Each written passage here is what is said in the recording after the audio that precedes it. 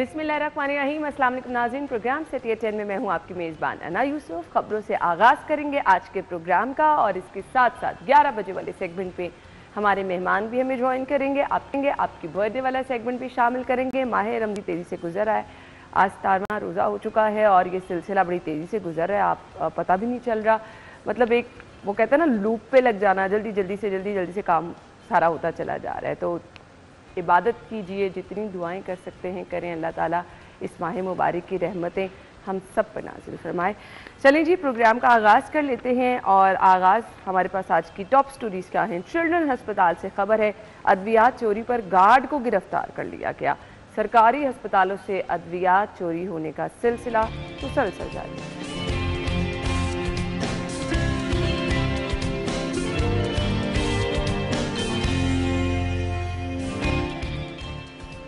Mafia ने ईद उल फितर की आमद से कबल शहर पर यलगार कर दी। शहर की मारूफ मार्केटों, अहम शाहराहों पर बेखारी। वासा कौम का पैसा पानी की तरह बहाने लगा। वासा 25 करोड़ से 36 लग्जरी गाड़ियां खरीदेगा। तारीखी टाउन हॉल की बहाली पर काम भी शुरू हो चुका है, प्रोग्राम में शामिल करेंगे।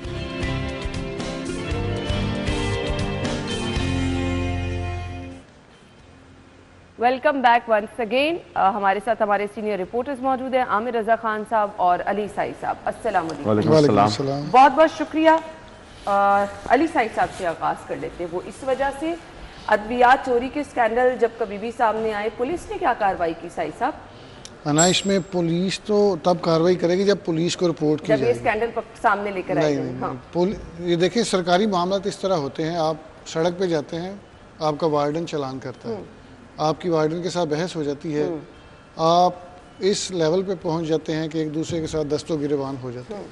अगर आप पुलिस के थाने में इस्तगासा नहीं देंगे तब तक पुलिस कुछ नहीं करेगी। वैसे साईं साहब, वो तो चोरी के मुताबिक ही सजा मिलेगी ना। वो दफात क्या लगी हैं, वो किस किस्म की चोरी हुई है। नहीं, लेकिन ये साईं साहब से एक बात पूछो, ये बैठे हैं साथ हमारे, ये तर्जमान है पुलिस के साथ आपकी बहस हुई तो इस्तगासा क्या पुलिस वाले आज तक मुझे कोई एक केस ये बता दे बंदा? नहीं अमर भाई, आप बता दे। नहीं ये इसमें भाई वाली कोई बात नहीं है। आप मुझे ये बताओ, आज तक कोई एक केस कोई जो ट्रैफिक पुलिस के साथ जो हुई हो, झगड़ा हुआ हो या बहस हुई हो, उसमें किसी बंदे का पर्चा आपने दर्ज किया हो? नहीं। हमेशा क्या होता है, आप ट्रैफिक पुलिस वाले जा इकट्ठे होते हैं, तस्वीरें बनाते हैं और उसको इतना प्रॉम्प्ट करते हैं, उसको इतना वो करते हैं और उसको डालते हैं और उसके बाद उस पर पर्चा दिया जाता है, उसको मारा जाता है। हाँ, ऐसे ही है सारे पेटी बंद पर। हाजी साहब गलती सुन लो। अच्छा, ये जो हाजी साहब ने कहा ना, अभी पिछले हफ्ते सीटीओ लाहौर ने तशद्दुद किया, वार्डन ने, सीटीओ ने पकड़ के वार्डन को अंदर करवा दिया, उसकी तस्वीर भी आई, उस पर मुकदमा भी हुआ। ये एक वाकया हुआ, वो 4-5 अब सीटीओ ने कहा है, ये परसों की बात है, मैं अभी आपको गलत नहीं कह सकता, आप बड़े भाई हैं, परसों का वाकया है, सीमल भी इस बात की गवाह है। उसके बाद हम वहाँ पे प्रोग्राम कर रहे थे, उन्होंने कहा मेरी डायरेक्शन है कि आज के बाद अगर किसी वार्डन के साथ इस तरह हाथापाई होगी तो दोनों अंदर जाएंगे, वार्डन भी अंदर जाएगा, शहरी भी अंदर जाएगा। मसला ये है कि जो आप कह रही हैं कि चोरी का दफात कौन सी लगेंगी, उस पर पुलिस की एक्शन लेगी। आप देखें, जो बिजली चोरी के मुकदमात हैं, जब तक इस्तगासा नहीं होगा तो किस तरह पुलिस टेकअप करेगी। ये डिपार्टमेंट अपने लेवल पे पहले टेकअप करता है। आप एक बात सुन ले, साई की कल की एक खबर है, पहले उसको डिस्कस ना कर ले। जो ये कहते हैं पुलिस कार्रवाई करेगी, पुलिस कार्रवाई करेगी, ये करेगी, वो करेगी, शामिल कर ले। पुलिस तो हमारे डकैतियों के माल को दाखिले दफ्तर कर रही है, वो डाकुओं को कह रही है कि आप ले जाओ माल, भाई आपका हुआ। अच्छा, जरा जो लूटा वो आपका हुआ। क्या खबर है? वो ये है कि वज़ीर-ए-आला पंजाब की जानिब से एक पिछले साल की परफॉर्मेंस इंडिकेटर्स दिए गए कि तमाम जो आपके डीपीओज हैं या कोई भी डिपार्टमेंट के हर ज़िले की कारकर्दगी को जांचा जाएगा कि उसके मुख्तलिफ मैयर्स रखे गए, आपने केस कितने फ़ाइल किए, FIR कितने वक्त में फ़ाइल की, कितनी खुली कचहरियाँ लगाई, कितनी वेलफेयर की, कितने केसेस के चलान किए। और ये सबसे इम्पॉर्टेंट चीज़ है कि केसेस को मंतकी इंजाम तक आपने पहुँचाया नहीं पहुँचाया। इसमें हुआ ये कि अब पुलिस बड़ी एक्टिव हो गई। अच्छा। पुलिस चूँकि खुद चोरों डाकुओं से ज़्यादा तेज़ है। उन्होंने 11,42,000 समथिंग FIR हुई गुज़श्ता साल में। और आपको पता है, जब आपकी मेरी लड़ाई झगड़ा होता है ना तो पर्चा होता है नॉमिनेट, इसके अलावा कोई जो अगर कोई वो लाउड स्पीकर की वायलेशन करता है तो वो भी नॉमिनेटेड FIR होती है। नामालूम मुकदमात पता किस पे होते हैं, या चोरी, डकैती, स्नैचिंग। अब वो जो मुकदमात थे उसमें से 2,87,000 मुकदमात जो हैं वो अदम पता कर दिए, यानी ये ट्रेस नहीं हुए, इसमें पता नहीं चल सका मुलजम कौन से हैं। लाहौर में कितने हुए? 94,000। 2,87,000। लाहौर में कितने हुए? 94,000 मुकदमात। अब इसका दाखिले दफ्तर हो गए, सुन तो ले अमर भाई, लूट का माल है जो डाकुओं से कहा गया अब तुम्हारा होगा। अगली तो बात सुने, इसमें यहाँ तक नहीं मसला ये है कि पुलिस कहती है हमने जितनी FIRs हुई पिछले साल में वो 95% FIRs हमने चालान कर दी, यानी उनको हमने मंतकी अंजाम तक पहुंचा दिया।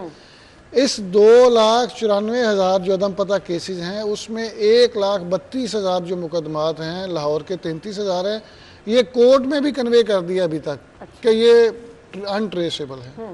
तो ये आपका अरबों रुपए का माल जो है वो डाकू हड़प कर गए और आपके डाकुओं के लिए हलाल करार दे दिया गया। और ये अभी पुलिस की बात कर रहे थे, अच्छा, ये कि पुलिस इन्वेस्टिगेट करेगी, पुलिस ये करेगी, तो इसमें ये हुआ, उसमें ये हुआ, उसमें कारकर्दगी बेहतर हो गई जो है ना, ये उसमें कारकर्दगी बेहतर हो गई। ये कारकर्दगी बेहतर हुई है। ये जो सीएम ने पूछा था ना, सीएम ने पूछा था की परफॉर्मेंस की पंजाबी वाला की परफॉर्मेंस, इन्होंने पता की पंजाबी वाला की बना लिया।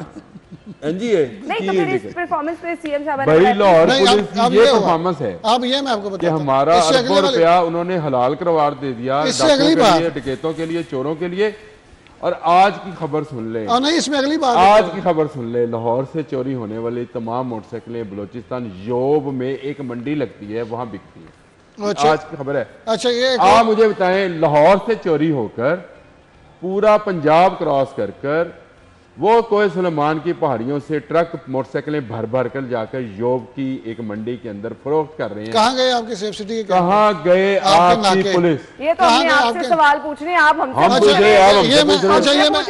हमने बुलाए तुम्हें इसलिए कि तुम जवाब दो भाई। इसी बात पे जाते हैं ना। पहले मैं आपको की परफॉर्मेंस इंडिकेटर्स में हुआ क्या कि उसमें क्या किया इन्होंने कि इन्होंने अपने वो जो चलानिंग रेशियो कर दी 95%, इनके मार्क्स वो मिल गए।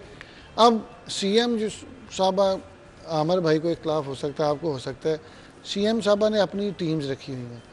उन्होंने जो आखिरी मीटिंग की है ना, अगर आपको याद हो, मैंने खबर दी थी, आमर भाई को याद होगी कि वज़ीर-ए-आला पंजाब पुलिस से नाराज़, इनके कागजात देख के उन्होंने कहा कि आपके जो प्रेजेंटेशन है इसमें कारकर्दगी तो बड़ी अच्छी है, लोगों की चीखों की आवाज़ क्यों आ रही है, आपकी कौन सी परफॉर्मेंस है। उसमें IG साहब जो थे वो सीएम साहबा के साथ मिल गए और सारे DPOs, CPOs और RPOs की हो गई क्लास। उसके बाद अभी तक दोबारा की परफॉर्मेंस इंडिकेटर्स पर अभी तक सीएम साहबा को ये प्रेजेंटेशन उन्होंने नहीं दी, ना ही इस पे मीटिंग हुई है। अब ये घबरा रहे हैं, पहले तो ये समझ रहे थे कि हम सीएम साहबा को डाल लगा रहे हैं और चीजें दिखा के हम शाबाश ले रहे हैं। ये ऐसे जैसे मर्जी सीएम को घुमा लेते हैं। बिल्कुल सही कह रही, मतलब ये जिसका जो दिल चाहे, ब्यूरोक्रेसी ने जो आईना दिखाना है वो दिखा देते हैं। पुलिस और सीएम ये कह रहे, मतलब मुझे तो समझ आईजी सीएम के साथ मिल गए, डीपीओसी जिम्मेदार कौन है? आईजी खुद है ना। नहीं, आईजी भी है, फिर आपके डीपीओस भी हैं, बाकी लोग भी डीपीओस भी हैं। वो देखिए जराइम जहां हो रहा होता है, चाहे वो डिविजनल हेडक्वार्टर आपका सरबराह रिस्पांसिबल है ज्यादा, वो आईजी जो है, आईजी वफाक का नुमाइंदा होता है, उसके लिए और बहुत सारी चीजें हैं। लेकिन असल में जहां पे आपने आके करना है वो आपके डीपीओ जो आपके ऑपरेशनल हैं। आईजी का तो और मामला वैसे भी ये वेलफेयर। अब सीएम को एक और चीज दिखा दी गई है, सीएम साहबा को एक और ख्वाब दिखाया गया है। एक CCD आ रहा है, क्राइम कंट्रोल डिपार्टमेंट। वो बड़े मैसिव लेवल पे कहते हैं जी कि ये क्राइम अगेन जो संगीन क्राइम होंगे ना, हीनियस क्राइम, उसके खिलाफ ये डिपार्टमेंट जो है वो इन एक्शन होगा। आजकल खत्म नहीं करना, नहीं उसको खिलाफ सुन तो ले, क्राइम होते जाए। आजकल में उसकी अप्रूवल हो जाएगी। उसमें होगा क्या कि ये जो फोर्स होगी अगवा बराए तवान फोर्स, ये फोर्स क्या करेगी, जितने हीनियस क्राइम है उसमें से ये एक्शन लेगी। और जो ऑफ द रैकेट चीज़ें हैं, अभी तक 5.25 अरब का इन्होंने बजट भेजा है जो इसको ऑपरेशनल करने के लिए। हर ज़िले में ये इसके दफातर बनेंगे, गाड़ियाँ मिलेंगी, अफसरान की तैनातियाँ होंगी, नई सीट जनरेट होंगी, पूरा एक डिपार्टमेंट होगा। इसका काम ये होगा कि जो काम पुलिस नहीं कर पाई ना, इसी पुलिस में बंदे उठा के उस पुलिस में रखेंगे। वो कहते हैं कि वो बंदे मारेंगे और क्राइम डिक्रीज होगा। भाई अगर ये वाली पुलिस में रह के, अगर पाकिस्तान की टीम में रह के एक बंदा परफॉर्म नहीं कर रहा तो वो इंडिया की टीम में जाकर कैसे परफॉर्म करेगा? तो हाजी साहब जो है तो गवर्नमेंट की तर्जुमानी करते हैं। नहीं, मैंने तर्जुमानी कैसे करनी है? मैंने तो हमेशा ये कहा है कि मरियम नवाज जो है उसके पास कोई, आपने कहा टीम है उसके पास, मैंने कहा कोई टीम नहीं। अब इसके लिए पता क्या है, उसको जिस तरफ घुमाया जाता है वो घूम जाती है। को सीएम साहिबा को ना डबल चेक करना चाहिए। कैसे डबल चेक करेंगे? कोई वेरिफिकेशन उसके लिए आपको वीडियो चाहिए। आप एक कल की खबर है सही की, मैं आपकी खबर की तारीफ कर रहा हूँ भाई, आपकी खबर है, आपने ये की इंडिकेटर में लिख दिया कि आपने चालान पेश कर दिए 95 जितना भी आपने कर दिया। किसी ने ये पूछा कि भाई इसमें से दाखिले दफ्तर के चालान कितने हैं, जो आपने अदालतों में लिख के दे दिया कि ये हम पकड़ ही नहीं सकते। अभी विजन की बात कर रहे हैं ना, नाअहली क्या होती है? देखिए, आपको रखा पकड़ने के लिए, तो आप जब पकड़ नहीं सकते तो आप ये दे रहे हैं लिख के, तो ये नाअहली नहीं है, बिल्कुल हटा देना चाहिए फिर ऐसे अफसरान को कि भाई आप फिर किस मर्ज की दुआ हो। सही बात है। आपके यहाँ पे चोरी है, डकैती है, कत्ल है, हाजी साहब बात बता रहे थे कि जोब में जा रही हैं बाइक्स। मेरे अपने कजन के घर में वारदात हुई है और पुलिस को नहीं वो तो हाजी साहब ने की होगी ना, लाहौर के डाकू जाते हैं दूसरे शहरों में उसमें हुआ ये है कि 10 दफा हमने पुलिस को बताया है कि 3 बंदे पकड़े गए, उन्होंने कहा हमारा सरगना जो है फलां है। 10 दफा बताया है, उस शहर तक नहीं, उसके गाँव नहीं जाते, उसके घर नहीं जाते, पता नहीं उससे डरते हैं। और उस पर 19 मुकदमात हैं, उस पर जो पहला मुकदमा है डकैती मर्डर का है और पुलिस। ये तो मैं आपको हमेशा मिसाल देता हूँ, आप ऐशा वाली गाड़ी का निकलवा लेना जरा, ऐसे ही है।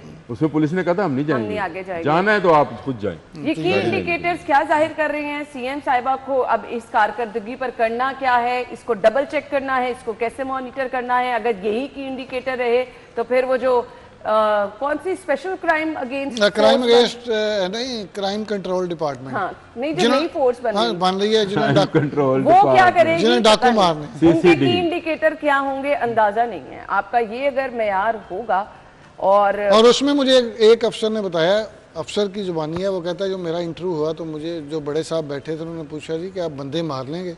तो मैंने कहा जी हाँ बिल्कुल, जो डकैती के दौरान रेप करता है मैं उसको मार दूंगा, जो डकैती के दौरान कत्ल करता है उसको मार दूंगा, जो नहीं रुक रहा, नहीं टाल रहा, डाकू बार बार बड़ी वारदातें कर रहा है। तो कहते हैं जब मैंने ये बातें की तो उन्होंने मेरा माथा चूम लिया, उन्होंने कहा मुझे वही बंदे चाहिए जो डाकू मारेंगे। अस्तगफार पढ़ना चाहिए ऐसे सिस्टम पर और इससे ऐसे की अफसोस करना चाहिए। और ऐसी जो आप सीसीडी बना रहे हैं, क्राइम कंट्रोल डिपार्टमेंट बना रहे हैं जी, एक नया डिपार्टमेंट बन रहा है क्राइम कंट्रोल डिपार्टमेंट, ये खर्चों का घर ही होगा। पैसे जाएंगे कम से कम 30 अरब रुपया लग जाएगा 2-3 साल देख लेना, मैंने आपको कहा यही कुछ होगा, बड़ा कुछ खरीदना। ब्रेक के बाद आपको ज्वाइन करेंगे, स्टे विद अस।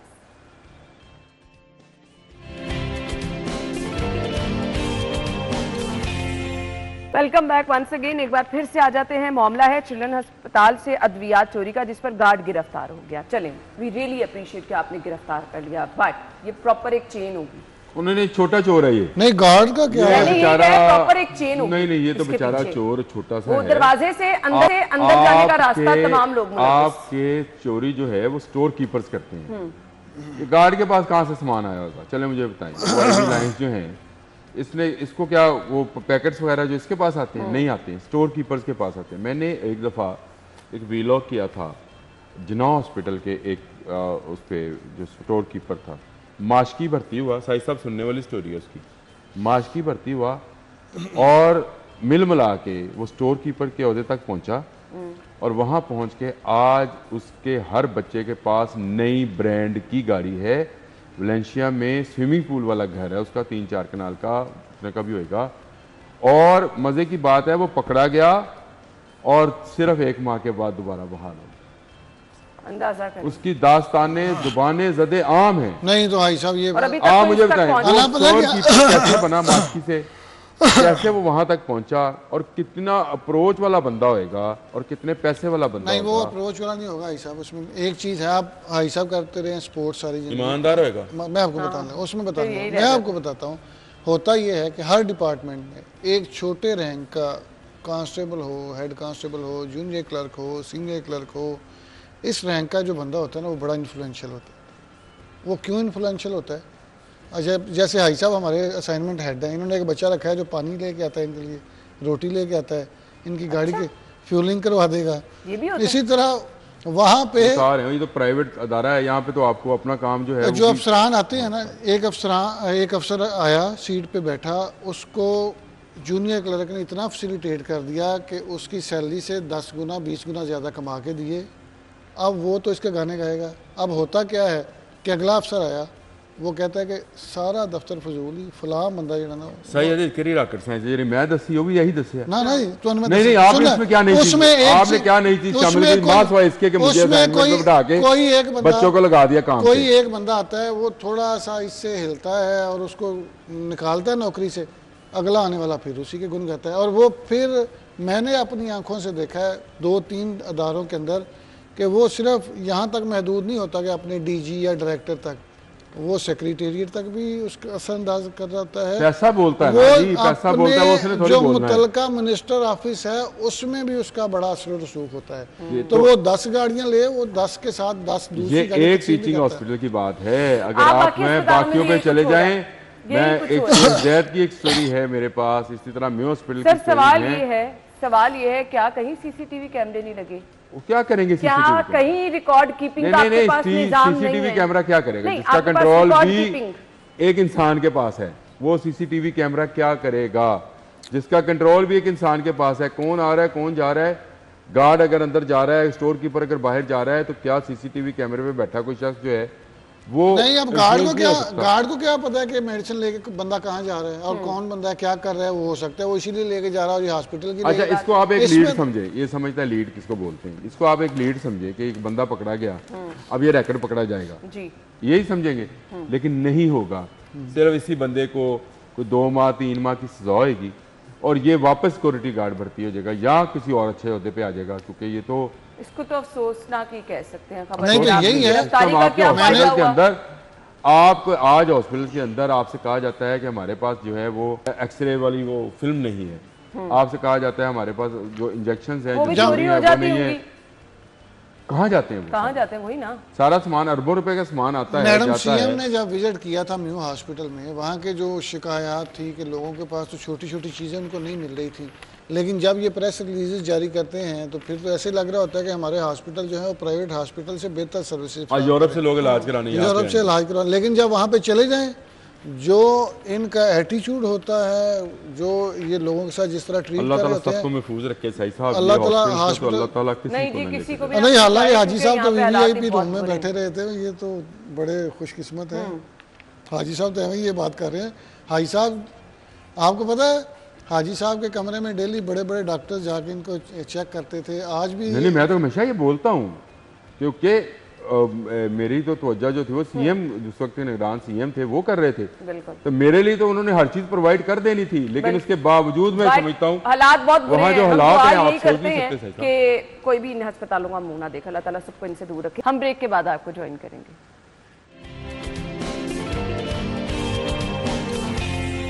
प्रोग्राम में आपको खुश आमदीद कहेंगे। मैंने तो पहले ही कहा था कि बहुत ज़बरदस्त ऑपरेशन किया, जिसकी आमिर भाई भी बड़ी तारीफ कर रहे थे। डिस्ट्रिक्ट गवर्नमेंट ने बेकारी नजर आना बंद हो गई। डिस्ट्रिक्ट गवर्नमेंट ने नहीं किया, माजरत के साथ सिटी ट्रैफिक पुलिस ने बाकी। हाँ जी, ये ऐसे ही मुझे तो अच्छा, मुझे ये नहीं पता था, जिसका क्रेडिट है उसको दे। अच्छा हाई साहब से एक मौका, मुझे ये पता नहीं था। पहले मेरी बात सुन लो, एक बात सुन लो, छोटा नहीं आप पहले छोटा क्यों मौका, आप बात कर लीजिएगा। आप देखें एक चीज है, हाजी साहब जो मर्जी कहें, पिछले 40, 50, 60 सालों से डिस्ट्रिक्ट गवर्नमेंट ऑपरेशंस करती आ रही थी। कभी हुआ तजावजात खत्म हुई, सड़क से बेकारी खत्म हुए। ये जो आपने तजावजात का क्रेडिट भी ले लिया। सुन तो ले, मैं फिर हाजी साहब बोलेंगे। सीटीओ लाहौर आए, नहीं मैं चुप हूँ। डॉक्टर जब एक तर्जमान ही बैठ के बात कर रहा है तो आप क्यों बोलेंगे भाई? भाई आपने ये नहीं कह दिया कि जो नमाज तरावी हो रही है वो सीटीओ करवा रहा है। इस वक्त रमजान का ऐलान सीटीओ, ईद के चांद का ऐलान भी सीटीओ करेगा। मेरा ख्याल है सीटीओ को ही कह देते हैं। नहीं, बात पूरी करने देंगे। सारे सीटीओ लाहौर ने ऐलान किया और उन्होंने अपना बाकायदा ये प्रेजेंटेशन दी है सीएम को कि हमने पहले 2 माह में सड़क के ऊपर जितनी तजावजात हैं वो ट्रैफिक वार्डन उस पर फोकस करेगा। गवर्नमेंट ने कुछ नहीं किया। किया होगा, किया है। मैं पहले मैं आपको यही कह रहा हूँ, यही तो मैं कह रहा हूँ। डीसी साहब ने जो किया, डीसी तो कुछ करने वाले 1947 तो लेके उन तक डीसी ही कर रहे सर ना। अच्छा एक बात चीज है, एक मेरा अपने अधिकारियों के खिलाफ जितने पर्चे दिए हैं, आपको कल की बात बता रहा हूँ, कल की कल मैं जब अफ्तारी के लिए जा रहा था, अच्छा, अना ये खुद कहती थी कि जब ट्रैफिक पुलिस ने शुरू किया तो सड़क से तजावुज़ खत्म बिल्कुल नहीं है, बिल्कुल। अच्छा, ये करीम ब्लॉक की मार्केट के करीब वो जो मांगने वाले थे एकदम से उनकी ना दौड़े लगे, मुझे समझ नहीं आया ये हुआ क्या। कल शाम की बात है, बिल्कुल अफ्तारी से कुछ देर पहले, शायद अफ्तारी इस वक्त हो रही थी, तो वो उन्होंने दौड़ लगा दी। जब मैंने निगाह की तो 2 ट्रैफिक पुलिस वाले उनका पीछा कर रहे थे भिखारियों का। शुक्र है, मैं देखो जब मैंने आंखों से देखा है तो मैं क्यों ना आप उसको मुश्तरका काविश कह सकते हैं ना। लेकिन अगर आप सारे, हाँ वो तो सारा लाहौर ही वो सीटीओ चला रहा है, वो तो रहने दे वो बात, वो तो काम आप देखिएगा, ये अगर बरसात आएगी तो पानी जो काम किसी ने किया उसका क्रेडिट देना चाहिए। क्या कल मैं खुद बड़ा परेशान हूँ, इतने भीख मांगने वाले थे, मैं जैसे लिंक रोड से वापस वो तो खत्म नहीं हो सकते ना, वो तो खत्म नहीं हो सकते, कोशिश की जा सकती है। लेकिन मैं ये कहता हूँ इसमें तो दिल पे बात ले गए हैं। मैं आपको ये कहता हूँ कि इससे पहले तजावुज़ात के खिलाफ ऑपरेशन होते थे, इस तरह मैंने खत्म हुई नजर नहीं आई। आप क्यों नहीं सिटी ट्रैफिक पुलिस कर रही, आप क्यों नहीं वार्डन ने पकड़ा? बहुत सारी FIR हुई हैं, 5-10 हज़ार FIR हुई हैं, वो बड़ा काम कर रहे हैं। लेकिन ये एक डिपार्टमेंट नहीं खत्म कर सकता। मैं ये नहीं कहता कि CTO को यहाँ पे आके तो हर चीज़ खत्म कर देगा, या IG आके खत्म कर देगा, या DC आके खत्म कर देगा। जो काम आप करें उस पर नजर रखें। हम जो 10-10 रुपए के सखी बने हुए हैं ना, अपनी तरह से आतमताई बने हुए हैं, जब तक हम नहीं ना समझेंगे इस बात को, ये आप भिखारियों को खत्म नहीं कर सकते हैं।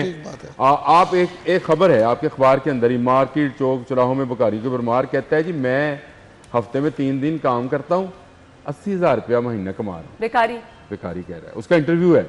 अच्छा। अबू बकर ने किया है, वो कह रहा है जी 3 दिन काम करता हूँ, बाकी 4 दिन यानी 7 दिन होते हैं, बाकी 4 दिन मैं अपनी फैमिली के साथ गुजारता हूँ और महीने का 80,000 रुपया कमाता हूँ। मुझे बताएं ये कौन लोग हैं जो 10-10 रुपए 5-5 रुपए सखी बनकर अपनी तरफ से वो बड़ी खैरात कर रहे हैं, और वो जो चील गोश्त वाले हैं ट्रैफिक पुलिस से कहीं यार उसको तो कंट्रोल करवा दो।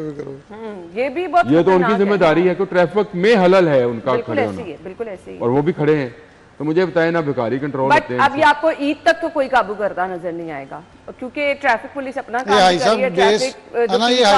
ट्रैफिक भी बहुत ज्यादा है। बेस पता क्या बना रहे हैं 10,000 रुपए की, ईद के दिनों में हमने मांगनी इनसे ईदी, ये ईदी बचाने के चक्कर में आपको ये लोग बाज नहीं आ सकते। इस तरह से नहीं हो सकता कि 10-10 रुपए मिले आपको। लेकिन मैं ये कहता हूँ आप जो 10-10 रुपए के भिखारी जो है पैदा कर रहे हैं, हम वो महाना हजारों रुपए कमाते हैं, लाखों रुपए कमाते हैं, और एक तो और भिखारी है उसके अकाउंट से मुल्तान में है वो, उसका अगर अकाउंट ही चेक करें, उसके मकान चेक करें, तो आप मेरे अपने इलाके में मरगजार में एक बुजुर्ग सा मांगता है बंदा, वो एक दिन मुझे ऐसे तरस आया, मैंने कहा यार पता नहीं इसने खाना भी खाया होगा कि नहीं, मैं पैसे देने लगा, दुकानदार ने मेरा हाथ पकड़ लिया, कहता आपको पता है इसका 2 कनाल का घर है। खुदा का खौफ खाएं हमें भाई, मैं आपसे मजाक नहीं कर रहा हूँ, मैंने तस्दीक की मतलब बेकारी का 2 कनाल का है घर उसका, मैंने तस्दीक की उससे, और उसी मरगजार सोसाइटी के अंदर ही है।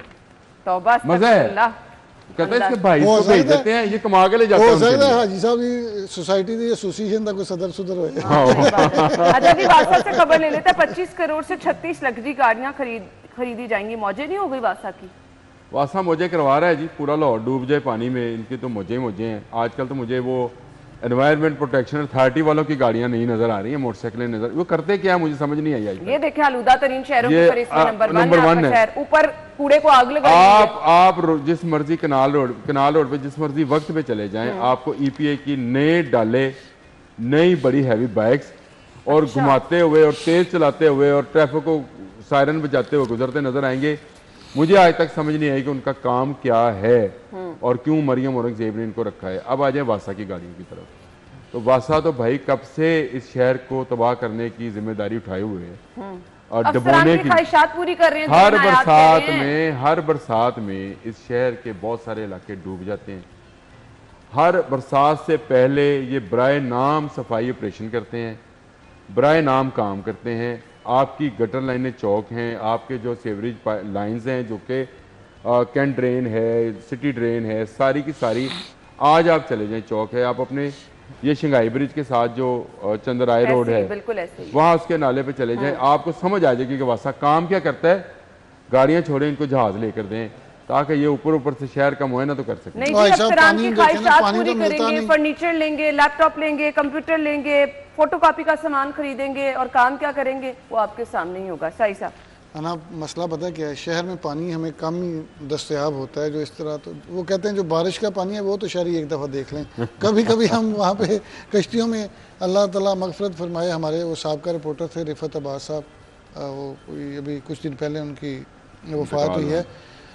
वो उन्होंने अपने मोहल्ले में बारिश हुई, इतना पानी खड़ा हो गया कि कश्ती में बैठ कर उन्होंने वीडियो बना के भेजी थी। सिटी 42 पे वो उनका एज़लाइव भी चला था। तो इतना पानी खड़ा होता है, इसलिए आप उस डिपार्टमेंट को ज़रूर फैसिलिटेट करें जो पब्लिक को फैसिलिटेट कर रहा है, जो पब्लिक के लिए मुश्किलात खड़ी कर रहे हैं।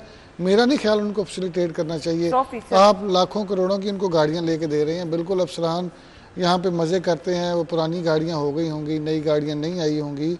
आप नए सामान से, नई गाड़ियों से कारकर्दगी का भी मुआवजा करना चाहिए। मेरा तो ख्याल है हर अफसर का ये हर साल में बाकायदा उसकी कारकर्दगी को, पुलिस का भी मेरा असेसमेंट वगैरह होती है इनकी, कोई कौन करता है, कागजों तक होती है, एक सिस्टम है।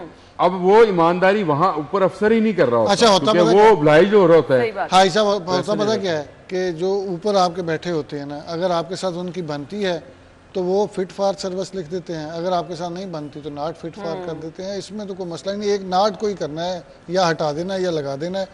तो अगर तो आप किसी की बड़ों की गुड बुक्स में हैं तो आपको फौरी तौर पे लगा दिया जाता है। बल्कि हमने अपना कल्चर देखा है, जो पीटीआई गवर्नमेंट के दौरे हुकूमत में बड़े निकम्मे थे वो आज की गवर्नमेंट के आंखों के तारे हैं, और जो इस गवर्नमेंट में आंखों के तारे होंगे वो अगली गवर्नमेंट में बिल्कुल ज़ीरो हो जाएंगे। यहाँ पे तो कोई आपकी कारकर्दगी सिर्फ लॉयल्टी है जो आपकी सियासी गवर्नमेंट के साथ है। वैसे तो आपका कोई काम जिस तरह मर्जी करें ना करें कोई आपको पूछने वाला नहीं है। अगर आपकी अच्छी परफॉर्मेंस है उसको कोई नहीं अप्रिशिएट करेगा, ना कोई अच्छी पोस्टिंग नहीं मिलेगी। आपकी सियासी व्यवस्थाएं देखी जाती हैं, हमने तो यही देखा है। और बड़े खुल के, हम तो बड़े खुल के, आप देखें नहीं करना, अल्लाह ताला करे तो करे। आप देखें पिछली गवर्नमेंट में भी बड़े मशहूर थे कुछ ब्यूरोक्रेट्स, जैसे टीके साहब थे यहाँ पे। अब इस गवर्नमेंट में बड़े बड़े लोग नाम मौजूद हैं जो गवर्नमेंट का इंतहाई सब निकल गए। कौन पकड़ा? नहीं होता तो कुछ है नहीं, ब्यूरोक्रेसी को क्या होता है? ब्यूरोक्रेसी को क्या होना है? मार्केट रेट से करोड़ों रुपए में ज्यादा सामान खरीदने की। अच्छा एक और चीज मैं आपको बताऊं थोड़ी सी। मैंने जेल में एक कल्चर देखा कि सियासतदान उस तरह जाके सुपरिटेंडेंट के रिटायरिंग रूम में नहीं बैठ सकते, सुपरिटेंडेंट के कमरे में नहीं बैठ सकते, जिस तरह कोई ब्यूरोक्रेट किसी करप्शन के केस में जाता है तो उसके लिए secretary office, chief secretary office, फलां ऑफिस से कॉल जा रही होती हैं कि इनको अकोमोडेट करना है। वो सुपरिटेंडेंट के कमरे में बैठता है, उसके रिटायरिंग रूम में बैठता है, और जेल के अंदर भी उसकी इस तरह हॉस्पिटल वाली खबर में मैंने आपको क्या कहा था कि 2 मारेगा फिर आ जाएगा, किसी अच्छे ओहदे पे लग जाएगा वो गार्ड, क्योंकि पता है कि ये तो काम सही करता है। पहले कहा हमारे मुल्क पे अल्लाह ही रहम करे। ब्रेक के बाद आएंगे, हमारे साथ रहिएगा।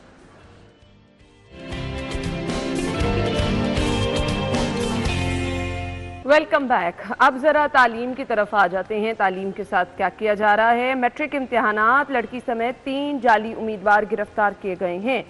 आपके इम्तिहानी सेंटर में कैमराज लगा दिए गए हैं, आपका बायोमेट्रिक किया जा रहा है। बावजूद इसके किस तरह से कोई जाली उम्मीदवार सीट पे बैठ गया और वो पेपर कर रहा है, समझ नहीं आता। हमारे पास तो ये भी ऑप्शन होती है कि जब आप पेपर जो हैं वो डिस्ट्रीब्यूट कर रहे होते हैं तब भी आप रोल नंबर स्लिप वगैरह चेक कर लेते हैं। रोल नंबर स्लिप पर भी पिक्चर होती है। आमिर भाई देखिए, ये तो जालसाजी जो है वो किसी जगह पे भी हो सकती है। लेट से मैट्रिक के पेपर मैंने देने हैं लेकिन साई साहब ज़्यादा सही नहीं, तो मैं अगर प्राइवेटली उसको कर रहा हूँ तो मैं साई साहब की ही तस्वीर लगवा दूंगा, नाम मेरा ही होएगा। अब आप इस बात को समझे, जो आपका वहाँ पे निगरान है वो आपके स्कूल का टीचर नहीं है, वो आपका स्कूल का कोई प्रिंसिपल नहीं है, वो आपको जानता भी नहीं है, वो तो उससे तस्वीर देखी ना उसने सिर्फ। जालसाजी होती है, ये क्लर्कों के साथ मिलकर की जाती है और इसी तरह से की जाती है।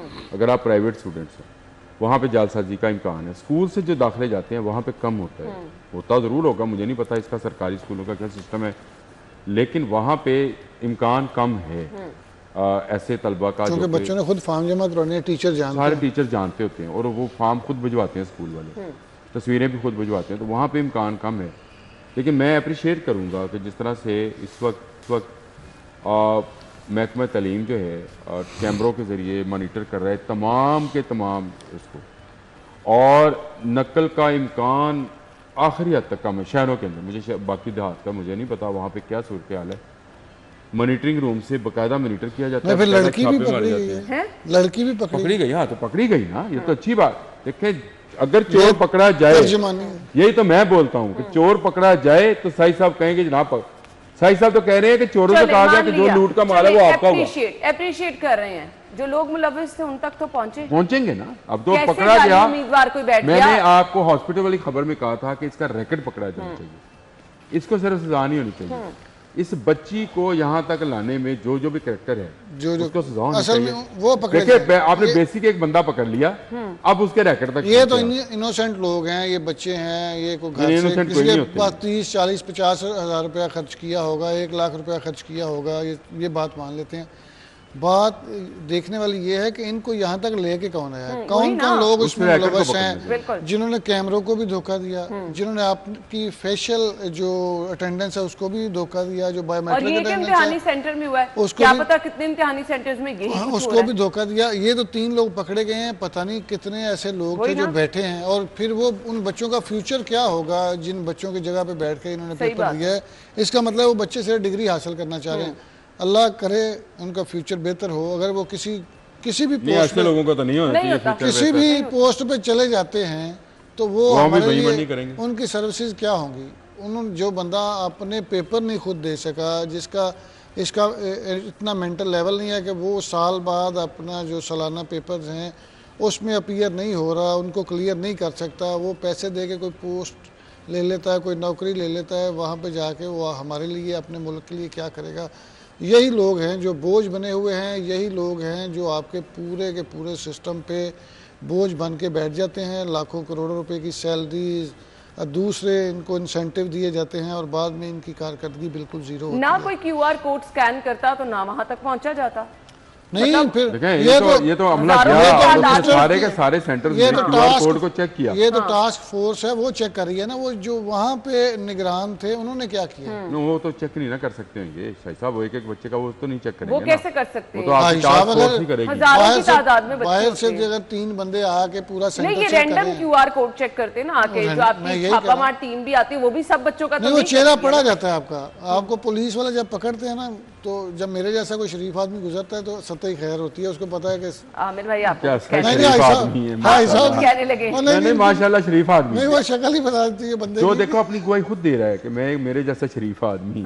पुलिस वाले पकड़ ले तो वो समझते हैं गुजरते नाके से तो पता चल जाता है आपके जो चेहरे के तासरात। पुलिस के पास कोई ऐसा पैरामीटर्स नहीं होते कि आपको चेक करते हैं। वो आपकी तासरात, आपकी गुफ्तगू से पता चला लेते हैं कि ये बंदे में कुछ ना कुछ फॉल्ट है। इसी तरह वो जो टास्क फोर्स जाती है तो वो देखती है बच्चों के एक्सप्रेशन, उसी से चीजों। बट बहुत सारे सवालात हैं, आपके कैप्टास क्या कर रहे हैं, आपके बायोमेट्रिक क्या कर रहे हैं, बावजूद इसके किसी भी जाली स्टूडेंट का बैठ जाना। ये तो QR कोड के जरिए जो आपकी टीम आई उसने इससे ये जाहिर होता है कि बाकी इम्तिहानी सेंटर्स में भी ये सब हो सकता है। मैंने हाजी साहब के बारे में कुछ नहीं कहा, वो हाजी साहब खुद बात दिल पे ले गए, मैंने अपनी बात की थी। नहीं मैंने तो कोई नहीं, मैंने तो कहा ये उसको गवाही देनी पड़ रही है अपनी के शरीफ आदमी। ये बड़ा तालीम दुश्मन काम है जी। इस पर खुसूसी तौर पर आपको करार वाकई सजा भी इन लोगों को देनी चाहिए, इन बच्चों को देनी चाहिए, ताकि आगे से किसी को ये करते हुए पता हो कि वो दोबारा इम्तिहान में नहीं अपीयर हो सकेगा। बहुत बहुत शुक्रिया आप लोगों के वक्त के लिए। ब्रेक होगी, हेडलाइंस फिर आएंगे शो में। स्टे विद अस।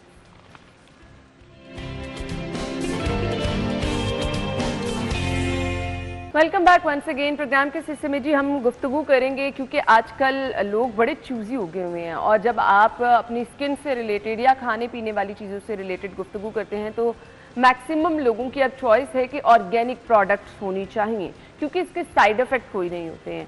सो ये ऑर्गेनिक और नॉन ऑर्गेनिक चीज़ें जो हैं इनमें डिफरेंस क्या है, किस तरह से इसका फ़ायदा होता है, और फिर अब जो आपके पास बढ़ता हुआ रुझान लोगों का है, फीडबैक लोगों का मुसलसल आपको मिलता रहता है ना सोशल मीडिया के थ्रू, तो ऑर्गेनिक प्रोडक्ट्स को लेके फीडबैक लोगों का कैसा आता है, कौन कौन से ऐसे, अब कुछ लोग जो हैं वो स्किन प्रोडक्ट्स की बात करते हैं, हेयर प्रोडक्ट्स की बात करते हैं, बहुत सारे लोग खाने पीने वाली चीज़ों में कहते हैं बस ऑर्गेनिक होनी चाहिए, दूसरी तो किसी चीज़ को हमने हाथ भी नहीं लगाना।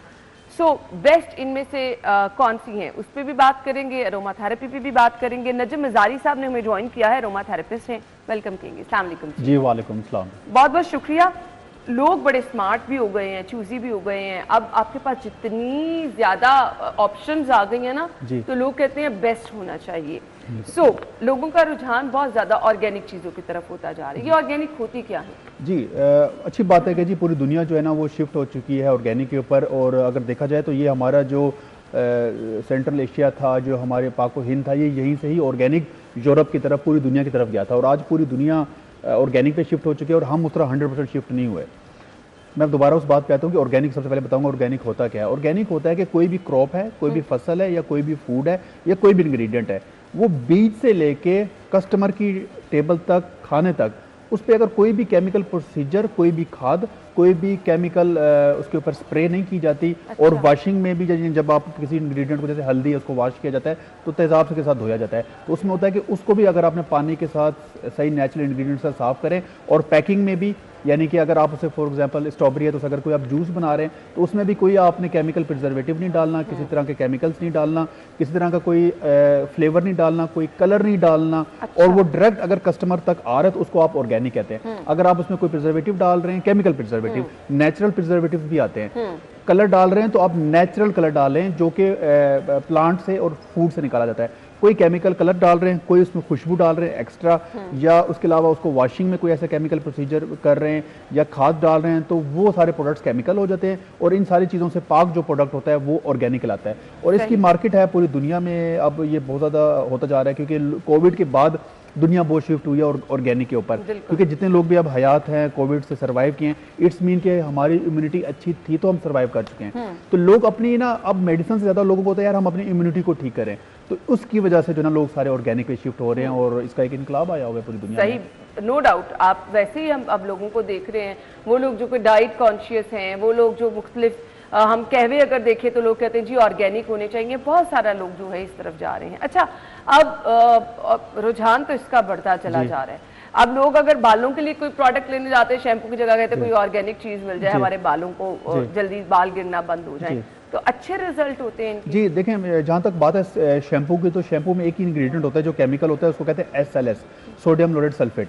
तो इसलिए अब जब भी लोग आप देखें अगर स्टोर्स पे जाते हैं तो आप वो कहते हैं जी मुझे SLS फ्री शैम्पू दे दें, SLS फ्री प्रोडक्ट दे दें, क्योंकि उसमें सल्फेट ना हो। अगर आप गूगल पे भी जाके सोडियम सल्फेट के बारे में पढ़ें तो ये कैर्सिनोजेनिक है। कैर्सिनोजेनिक मतलब स्किन कैंसर कर सकता है, और ये प्रूवन है। और सारे मल्टीनेशनल ब्रांड्स, उनका नाम नहीं लेना चाहिए, वो सारे SLS डाल रहे हैं। इवन कि आप इंग्रेडिएंट्स में अगर पढ़ें तो उसमें SLS लिखा होता है। तो जब भी आप शॉप करें हमेशा उनसे कहेंगे जो मुझे SLS फ्री शैम्पू दे, तो आप देखेंगे कि आपके हेयर फॉल भी ठीक होगा, आपकी हेयर ग्रोथ भी अच्छी होगी। और सिर्फ ये शैम्पू का ही कमाल नहीं होता, आपकी डाइट भी अच्छी हो। बिल्कुल। अब बहुत सारे लोगों का हेयर फॉल हो रहा होता है या हेयर ग्रोथ नहीं हो रहा, तो उनको लग रहा होता है कि शायद मेरा शैम्पू ठीक नहीं है। उससे ज्यादा जरूरत आपको डाइट की है। आप देखेंगे आपकी डाइट के अंदर बायोटीन है, सब्जियां खाएं, ग्रीन जो वेजिटेबल्स हैं जो जिनका कलर ग्रीन है उनको कंज्यूम करें, जैसे सैलेड हो सकता है, कुकम्बर हो सकता है, इस तरह की चीज़ें खाएं, ब्रोकली खाएं, इनमें बायोटीन की मिकदार ज़्यादा होती है। ये क्या करेंगे, आपके हेयर ग्रोथ ज़्यादा बेहतर करेगा। तो मैं लोगों को रिकमेंड करता हूँ स्किन केयर तो ठीक है, स्किन केयर प्रोडक्ट्स भी एक तरह के आपका स्किन फूड है, आपकी जिल्द का वो खुराक है, लेकिन जो बेस्ट इफेक्टिव होता है आप अपनी डाइट को अगर बेहतर कर लें तो आपकी जो स्किन है, आपकी जो हेयर है, आपकी बॉडी है, वो बेहतर रहेगी, ज़्यादा बेहतर हो सकती है। अच्छा, स्किन के लिए लोग बहुत ज्यादा जो हैं वो हमें कंसर्न नजर आते हैं। कुछ रंग गोरा करने वाली क्रीम्स भी मार्केट में ऑर्गेनिक के नाम पर होती हैं, फिर पिंपल्स का मसला बहुत ज्यादा होता है। तो इसमें ऑर्गेनिक प्रोडक्ट्स का रोल क्या रहता है? देखिए, कोई भी ऑर्गेनिक प्रोडक्ट्स ना आपकी स्किन को कभी भी वाइट नहीं कर सकती। तो जितना भी लोग क्लेम करते हैं ना कि वाइटनिंग कर रही है और ऑर्गेनिक प्रोडक्ट है, तो ये हो नहीं सकता एकदम से नहीं। हाँ, एक नहीं। देखिए, बहुत बड़े ब्रांड्स थे, वो भी अपने साथ कुछ ऐसे वर्ड वाइटनिंग का रखते थे, बाद में उनको अपना चेंज करके ब्रांड को चेंज करना पड़ा। तो ये कोई भी अगर कर रहा है, मिसलीडिंग कर रहा है, ये गलत कर रहा है। हाँ, आप इसको फेयर कर सकते हैं, कॉम्प्लेक्शन को थोड़ा सा ग्लो ला सकते हैं, थोड़ा सा ब्राइट कर सकते हैं, लेकिन व्हाइट नहीं कर सकते। उसके लिए जो लोग व्हाइटनिंग की प्रोडक्ट बेचते हैं उसमें वो लेड और मरकरी का यूज करते हैं। लेड मरकरी क्या करती है, आपकी एक स्किन की लेयर को उतार देती है, तो आपको लगता है जैसे मेरी स्किन व्हाइट हो गई है। भाई, उसने तो आपकी स्किन की लेयर उतार दी, तो वो आपको केमिकल है। एक टाइम आएगा आपकी स्किन इतनी पतली हो जाएगी कि आपकी जो वेन्स हैं, जो रगें हैं, वो नजर आना शुरू हो जाती हैं लोगों के फेस के ऊपर व्हाइटनिंग प्रोडक्ट्स लगा के। हाँ, एक नेचुरल इंग्रेडिएंट है जिसको ग्लूटाथियोन कहते हैं। ग्लूटाथियोन एक नेचुरल इंग्रेडिएंट है। वो अगर आपको किसी भी स्टोर पे जाएं तो उसको कहेंगे जी मुझे ग्लूटाथियोन क्या कोई ऐसे टैबलेट दे दें, टैबलेट्स भी मिलती हैं खाने के लिए और उसकी क्रीम भी मिलती है, अगर वो इंग्रेडिएंट हो तो वो आपको हमेशा यूज़ करना चाहिए। और अगर किसी प्रोडक्ट के अंदर इंग्रेडिएंट्स में लेड और मर्करी लिखा हुआ है तो वो 100% केमिकल प्रोडक्ट्स हैं, उनसे आपको ज़रा अच्छा जी, आपने बड़ा ज़बरदस्त तरीके से ये बता दिया, क्योंकि आपका खुद ऑर्गेनिक प्रोडक्ट का ही सब चीज़ों पे आपका वो जो है वो बेस्ट सब्जेक्ट है। तो हमें कैसे पता चलेगा कि ये ऑर्गेनिक प्रोडक्ट्स हैं, चाहे वो खाने पीने वाली हैं, क्या कुछ स्पेसिफिक शक्ल होती है, स्मेल होती है, क्योंकि यहाँ तो केमिकल वाली चीज़ों को भी ऑर्गेनिक कह के लोग सेल ये आप बदकिस्मती कह सकते हैं, क्या कह सकते हैं कि जी पाकिस्तान में अभी तक ना ऑर्गेनिक की बॉडी नहीं बनी। हम काफ़ी एफर्ट कर रहे हैं, गवर्नमेंट से हमारी बातचीत चल रही है कि आप पाकिस्तान के अंदर एक ऑर्गेनिक की, जिस तरह फूड अथॉरिटी है, बाकी अथॉरिटीज़ है, हम चाह रहे हैं इस तरह ऑर्गेनिक अथॉरिटी बनाई जाए ताकि जितने भी ब्रांड्स हैं जो क्लेम करते हैं कि हमारा प्रोडक्ट ऑर्गेनिक, उनको टेस्ट कर सके और उनको सर्टिफिकेशन दे सके। तो जब तक पाकिस्तान में ये बॉडी डेवलप नहीं होती तब तक आपको ये होता है कि एक ट्रस्टेड ब्रांड को देखें, दूसरे उनके सारी सर्टिफिकेशंस देखेंगे, जितने महकमे उनके सारे उनको सर्टिफिकेशन है या नहीं। और दूसरा ये होता है, अगर मैं फल की बात करूँ ना, अगर आप स्टोर पे जाते हैं तो जो ऑर्गेनिक होगा ना उनकी खुशबू बहुत तेज़ होगी। जैसे केला अगर आप खाते हैं, अगर वो ऑर्गेनिक होगा तो आप उसको स्मेल करेंगे, उसकी खुशबू बहुत अच्छी होगी और उसके ऊपर निशान होंगे, क्योंकि उसके ऊपर बग्स आते हैं, उसके ऊपर कीड़े आते हैं तो निशान होते हैं। और कोई भी ऐसा फ्रूट अगर आपको बहुत ही नीट एंड क्लीन नज़र आ रहा है, उसके ऊपर कोई एक छोटा सा भी निशान नहीं है, यानी हल्का सा भी सड़ा नहीं हुआ छोटा सा, इट्स मीन उसके ऊपर केमिकल स्प्रे किया गया है। केमिकल स्प्रे किया गया तो उसके ऊपर कीड़ा नहीं है, उसके ऊपर है। तो हमेशा जो ऑर्गेनिक फूड होते हैं ना, जो होते हैं उसको थोड़े जिसे कहेंगे दागदार होते हैं, थोड़े में निशान होते हैं, तो इंडिकेट करा होता है। और उनका साइज भी छोटा होता है। मैंगो होगा तो वो छोटा मैंगो होगा, अगर बड़े साइज का मैंगो तो आप समझ जाएं कि ये इसमें कोई इन्होंने ऐसी खाद इस्तेमाल की है जिससे उसकी ग्रोथ ज्यादा हुई है। इसी तरह स्किन केयर में मैंने आपको कहा कि अगर आप शैम्पू लेते हैं तो आपने SLS देखना है। बाकी इसके अलावा अगर आप कंडीशनर वगैरह देखेंगे तो उसमें देखेंगे नेचुरल इंग्रेडिएंट्स कितने उसके अंदर ऐड किए गए हैं। और अभी तो नाम से ही पता चलता है, जैसे शैम्पू अगर है तो आप कोशिश करें कि प्याज का शैम्पू लें, ऑनियन शैम्पू आज का पता चल रहा है। इसी तरह फेनिग्रीक मेथी का शैम्पू वो आप लें, कोकोनट से बने हुए प्रोडक्ट्स लें जिल्द के लिए, ऑलिव से बने हुए प्रोडक्ट्स लें। तो अगर इंग्रेडिएंट में किसी भी नेचुरल चीज़ का जिक्र नहीं है, ना कोकोनट का जिक्र है, ना ऑलिव ऑयल का जिक्र है, और इसके अलावा एक और इंग्रेडिएंट आता है एलोवेरा, जिसको गवाल गंदर कहते हैं, वो तो किंग है ना स्किन केयर का। कहते हैं जी स्किन केयर प्रोडक्ट्स में अगर एलोवेरा नहीं होगा तो स्किन केयर प्रोडक्ट बन ही नहीं सकता उसके बगैर। तो आपने इंग्रेडिएंट्स में जाकर खुद आपको आइडेंटिफाई करना पड़ेगा कि ऐसी चीजें उसके अंदर होनी चाहिए। बिल्कुल, आपको अपनी प्रोडक्ट्स लेते हुए खुद इन चीजों का ख्याल रखना चाहिए। अच्छा जी, अब आप आ जाए, हम खाने पीने की बात कर लेते हैं। ऑयल्स मार्केट में इतने अवेलेबल होते हैं, ऑर्गेनिक भी कह रहे होते हैं, लेकिन उनकी पहचान क्या होती है? उसको भी हमने अगेन स्मेल से ही देखिए, जहाँ तक ऑयल की होती है ना, उसमें देखिए ऑयल वो तो सारे सीड से निकलते हैं, बीजों से निकलते हैं। ऑयल में एज सच केमिकल और इस तरह की चीज़ें नहीं होती, इसमें सारे नेचुरल ऑयल्स होते हैं। इसमें जो चीज़ देखने वाली होती है वो होती है कोल्ड प्रेस। इसमें कोल्ड प्रेस एक टेक्नोलॉजी है जिसके थ्रू ऑयल निकाला जाता है, तेल एक्सट्रैक्ट किया जाता है। उसमें ये होता है कि 2 प्रोसीजर होते हैं। एक निकाला जाता है जो मार्केट में उसको आप कुल्लू कहते हैं, कुल्लू का तेल। अब उसमें क्या होता है कि उसमें तेल होते हैं बड़े सेंसिटिव, वो जब उसको प्रेस कर रहे होते हैं ना तो तेल हो जाता है गर्म। जब वो गर्म होता है ना तो उसके अंदर जो विटामिन्स होते हैं, मिनरल्स होते हैं, वो डेड हो जाते हैं। तो ऑयल में आपने कभी भी जाके नहीं कहना मुझे ऑर्गेनिक ऑयल चाहिए, आपने कहना चाहिए मुझे कोल्ड प्रेस ऑयल चाहिए। कोल्ड प्रेस में होता है कि जब उसकी मशीन जब उसको प्रेस करती है तेल को तो एक टेम्परेचर पे आकर रुक जाती है। जब वो जैसे हीट प्रोडक्शन होती है मशीन रुक जाती है, क्योंकि जब उसको हीट मिलेगी तो उसकी प्रॉपर्टीज डेड होंगी।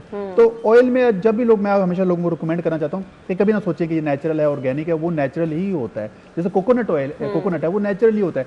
आपने बस देखना है कि उसके ऊपर कोल्ड प्रेस लिखा हो, कोल्ड प्रेस लिखा हो तो वो आप उसे यूज करें, उसमें सारे न्यूट्रिशन इक्वल होंगे। जो मार्केट का कुल्लू का तेल होता है उसको अवॉइड करना चाहिए। सही। सो ये ऑर्गेनिक चीज़ों से मुतल्लिक आपको हमने बहुत सारी चीज़ें बता दी हैं। जब भी आप मार्केट में जाएं और अगर आप चाहते हैं कि आपने 100% ऑर्गेनिक चीज़ें खरीदनी है तो उनकी पहचान भी हो सकती है। ये अरोमा थेरेपी क्या है? अरोमा थेरेपी ऑर्गेनिक का ही एक हिस्सा है। जब मैं ऑर्गेनिक की तरफ था तो मैंने कुछ एसेंशियल ऑयल्स बनाए थे जिसको एरोमेटिक ऑयल्स कहते हैं। जैसे लेवेंडर है, जैसे रोज़ है, जैसे संदल है, जैसे ऑरेंज का ऑयल है। ये पत्तों से निकाले जाते हैं स्टीम डिस्टिलेशन के थ्रू। ये इसके थ्रू ना इलाज भी किया जाता है। अच्छा। जैसे फॉर एग्जांपल जैसे ऑरेंज एसेंशियल ऑयल है, अगर आप इसको स्मेल करें तो ये आपका फोकस बढ़ा देता है। लेवेंडर ऑयल, कैमोमाइल ऑयल को अगर आप स्मेल करें तो ये आपको नींद की तरफ लेके जाता है, वो आपको रिलैक्स करता है।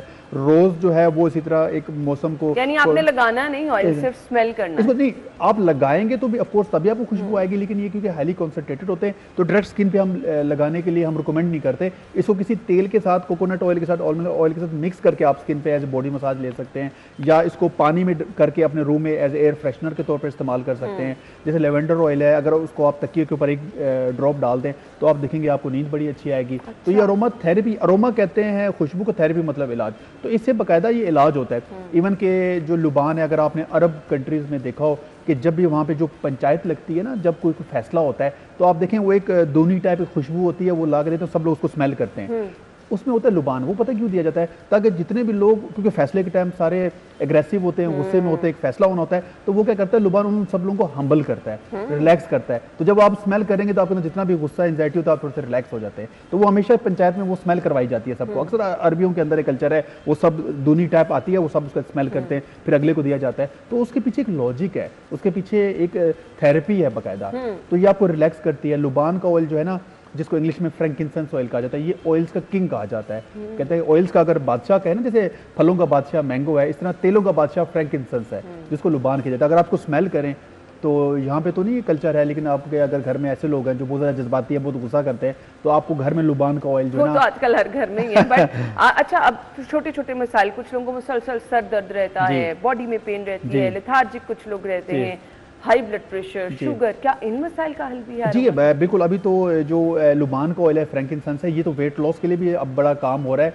अब पता क्या होता है, हम जब खाना खाते हैं ना, तो जब हमारा पेट भर जाता है, तो इसका फैसला हमारा पेट नहीं करता, इसका फैसला हमारा दिमाग करता है। No doubt. कभी कभार ऐसे आपने नोट किया कि आप बहुत बिजी होते हैं और आप कहीं काम कर रहे होते हैं, तो आप ज्यादा खा जाते हैं। अगर हमारे पेट ने फैसला करना होता तो वो तो बता देता, तो इसका फैसला करता है हमारा माइंड।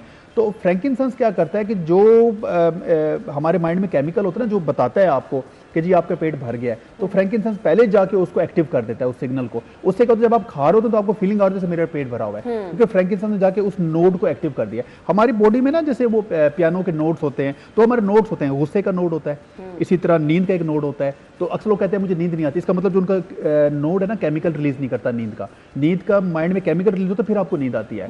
जैसे कभी कभार एक खुशबू आपको सिंगाई जाती है, एकदम से बंदा बेहोश हो जाता है, तो वो नोड एक्टिव हो जाता है ना, एकदम से रिलीज करता है, तो आप नींद में चले जाते हैं। इसी तरह गुस्से का है, इसी तरह जब बंदा अगर जज्बाती है तो इसके नोड्स होते हैं। तो इस तरह खाने का भी एक नोड है। जब इसलिए कहते हैं ना कि स्लो खाना चाहिए, क्यों खाना चाहिए? क्योंकि वो दिमाग में सिग्नल आते ट्रैवल करते उसको टाइम लगता है। अगर आप तेज से खाएंगे, फॉर एग्जांपल आपके दिमाग में ट्रैवल टाइम है 2 मिनट का, और आप 1 मिनट के अंदर बहुत ज्यादा खाना खा जाएंगे, तो वो उसको तो 2 मिनट ही लगेंगे उसको बताते हुए। तो फ्रैंकिंसेंस क्या करता है, आपके उस नोड को जाके एक्टिव करता है। तो इसी तरह नींद की चीजों के ये खुशबू के थ्रू थेरेपी है, इसके थ्रू इलाज किया जाता है। और जो आपने हाई ब्लड प्रेशर का पूछा, ये थोड़ी सी लोगों में वहम भी होता है कि उनको थोड़ा सा एंजाइटी है, जो उनको लगता है मेरा बीपी हाई हो रहा है, और एक्चुअल में उनका हाई हो जाता है। तो इसी तरह अगर वो सीडरवुड या यूकलिप्टस का अगर तेल इस्तेमाल करेंगे तो वो उसके लिए बड़ा फायदेमंद है। यूकलिप्टस ऑयल इसके अलावा आपके दमे के लिए, सांस के लिए भी एक अच्छा है। बड़ा एक मशहूर ब्रांड है, वैसे नाम तो लेना चाहिए, वो जो विक्स है, जो आप सांस को नालियाँ खत्म करने के लिए यूज करते हैं, आपका नजला ठीक हो जाता है। तो वो अरोमा थेरेपी तो है, तो आप क्या कर रहे हैं, आप कोई चीज तो नहीं लगा रहे ना, आप जब उसको इनहेल करते हैं तो आपका नजला ठीक कर रहा है। तो ये गारंटी है कि आपका नजला ठीक हो रहा है। एक जमाने में एक बाम आया करती थी सर पे लगाने की, जब आप सर पे लगाते तो आपका सर का दर्द ठीक हो जाता था। हालांकि आप वो ये नहीं कि सर पे लगाने से ठीक हुआ है, जब आपने सर पे लगाया तो उसकी स्मेल से जो है ना आपका सर का दर्द ठीक हुआ है। तो अगर आपका सर का दर्द ठीक हो सकता है, आपका नजला ठीक हो सकता है, तो इस तरह ब्लड प्रेशर भी ठीक हो सकता है। आपकी सारी बीमारियां जो है ना खुशबू के तरह ठीक हो सकती है। और ये दुनिया का सबसे सस्ता और आसान हल है। इसके लिए किसी को आपको डॉक्टर के पास जाने की जरूरत नहीं। आप ये देखिए, आप मेडिसिन भी नहीं खा रहे हैं, किसी डॉक्टर के पास भी नहीं जा रहे हैं, तो आपको जस्ट खुशबू से इतना इफेक्ट है। देखिए ना, खुशबू अगर सुन्नत है, उसके पीछे एक लॉजिक है। खुशबू का मतलब ये नहीं कि आप खुशबू लगाएंगे, आप कहीं बाहर जाएंगे, कहीं महफिल में बैठेंगे तो लोगों को अच्छा लगेगा, नहीं, खुशबू से आपका इलाज हो रहा है। बिल्कुल। सो इसको आप मुसलसल रिपीट भी कर सकते हैं। जी नेचुरल है, ऐसा कोई साइड इफेक्ट। लेकिन ज्यादती तो हर चीज की बुरी होती है ना। इवन ज्यादा कहते हैं जी पानी भी आप ज्यादा पिए तो वो भी गुर्दों के लिए नुकसानदेह। तो ज्यादती हर चीज की बुरी होती है। आप लिमिट में डेली कोई किसी दिन ऑरेंज का स्मेल खुशबू कर लें, अपने घर पे लगा लें, किसी लेवेंडर लगा दें, किसी दिन सीडरवुड लगा दें, किसी दिन यूकलिप्टस लगा दें। बस जानवरों से इसको दूर रखना है, क्योंकि जानवरों को जरा ना एसेंशियल ऑयल्स थोड़ा अनोइंग होते हैं। उनसे होता है कि जब आप कमरे में स्प्रे करते हैं तो अगर आपका पेट है, डॉग है या कैट है, उसको आप रूम से बाहर कर लें, क्योंकि वो थोड़ा सा डिस्टर्ब होते हैं। और जो प्रेगनेंसी में अगर खवातीन है उनको अवॉइड करना चाहिए, क्योंकि वो बच्चे को अंदर जाके डिस्टर्ब कर सकता है। इन 2 लोगों को जरा अवॉइड करना चाहिए। इसके अलावा बाकी 15 साल से ऊपर या यंग जितने भी लोग हैं वो सारे इस्तेमाल कर सकते हैं, कोई इसका साइड इफेक्ट नहीं, क्योंकि नेचुरल है। सही। सो ऑर्गेनिक की जब हम बात करें तो डिफरेंट हेयर ऑयल्स भी मार्केट में दस्तयाब होते हैं जो ऑर्गेनिक के नाम पर होते हैं। तो ये ऑर्गेनिक ऑयल वगैरह हम खुद भी बना सकते हैं? जी आप देखें, अगर आप उस कोल्ड प्रेस मशीनों, आजकल तो छोटी छोटी मशीनें आ गई, लोगों ने घरों में रखना शुरू कर दिए। 3 सी मशीनें 20-25 हज़ार रुपए की मिलना शुरू हो गए। लोग क्या करते हैं, अब तो मार्केट से सीड लेते हैं, बादाम लेते हैं, उसमें डालते हैं, वो ऑयल निकल आता है। तो बादाम का तेल अगर होगा तो वो आपके डैंड्रफ खत्म करेगा। कोकोनट ऑयल आपके बालों में शाइन लेके आता है। ट्री है, अगर कुछ लोगों को ना सरों पर एक्नी होती है, फेस पे होती है, कुछ लोगों के सर में भी दाने होते हैं, एक्नी होती है, तो वो ट्री उसके लिए बहुत ही इफेक्टिव है, वर्ल्ड वाइड चलता है। इसी तरह अगर फेस में आप यूज़ करना चाहिए तो चावल आप यूज़ कर सकते हैं। राइस सीरम आजकल मार्केट में बड़ा इन है, वो स्किन के लिए काफ़ी इफेक्टिव है। इसके अलावा कोकोनट जैसे मैंने बता दिया। ऑलिव ऑयल का बॉडी मसाज के लिए बहुत अच्छा इफेक्टिव है। अगर आप खाने में खाना चाहती हैं तो एवोकाडो ऑयल दुनिया का बेस्ट कुकिंग ऑयल है। इसका ना एक फ्लैश पॉइंट होता है, लोग कहते हैं तेल नहीं जलता, लेकिन तेल भी जलता है। सरसों का फ्लैश पॉइंट है 350 इसके राउंड अबाउट है। एवोकाडो का 450 है, यानी एक्सट्रीम लेवल पे जो आज लोग पकोड़े वगैरह बनाते हैं, तो मेरे ख्याल में उसके लिए बेस्ट ऑयल। हालांकि काफ़ी महंगा है लेकिन अमेरिका में तो आम खाया जाता है। तो कुकिंग के लिए मैं रिकमेंड करता हूँ एवोकाडो ऑयल। और अगर आपने सैलेड के ऊपर ड्रेसिंग करनी है तो ऑलिव ऑयल। फेस पे अगर लगाना है तो एप्रिकॉट ऑयल, जिसको खुबानी का तेल कहा जाता है, क्योंकि वो सबसे कम स्टिकी है, चिपचिपा नहीं होता, तो वो सबसे बेस्ट ऑयल होता है लगाने के लिए। बालों के लिए सबसे बेस्ट मैं ऑयल रिकमेंड करता हूँ प्याज का तेल। अच्छा। तो ये है कि बालों के लिए प्याज, फेस के लिए एप्रिकॉट, चेहरे के लिए चावल का तेल और एप्रिकॉट लगा सकते हैं, ड्रेसिंग के लिए यानी सैलेड को डालने के लिए ऑलिव ऑयल, कुकिंग के लिए एवोकाडो ऑयल। अगर आप ये 4-5 ऑयल ले लें तो ये आपकी जिंदगी बेहतर। चलिए जी, जबरदस्त, ये तो आपने बहुत जबरदस्त टिप दे दिए। देखने वालों के लिए मैसेज क्या होगा? देखने वालों के लिए मेरा यही मैसेज है कि अपनी जिंदगी को चेंज करें, अपने लाइफस्टाइल को ऑर्गेनिक की तरफ लेके आएं, कम खाएं पर मयारी खाएं। देसी मुर्गी खाएं, देसी अंडे खाएं। जहां फार्मी 2 अंडे खाते हैं वहाँ आप एक ही देसी अंडा खा लें तो आपके लिए बहुत बेहतर है। और कोशिश करें जब भी मार्केट पे जाके शॉपिंग करें ज़रूर इंग्रेडिएंट्स को पढ़ा करें। लोग नहीं पढ़ते। शैम्पू हमेशा आपने SLS फ्री शैम्पू लेना है और स्किन केयर प्रोडक्ट्स में हमेशा पढ़ना है कि कोई ना कोई नेचुरल इंग्रेडिएंट उसके अंदर होना ज़रूरी है।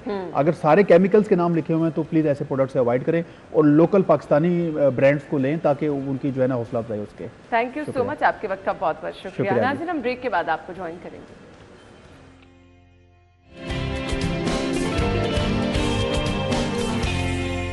ब्रेक के बाद आपको खुश आमदीद कहेंगे। रूडा इसने रिस्पॉन्सिबिलिटी ये उठाई है कि नया शहर आबाद करना है। नो डाउट नया शहर आबाद करना एक बहुत बड़ा टास्क है और आपको एक लंबी प्लानिंग करनी पड़ती है, क्योंकि आपने इस तरह की डेवलपमेंट्स करनी है जो थ्रू आउट आपको पूरी ज़िंदगी के लिए जो है फ़ायदेमंद हो।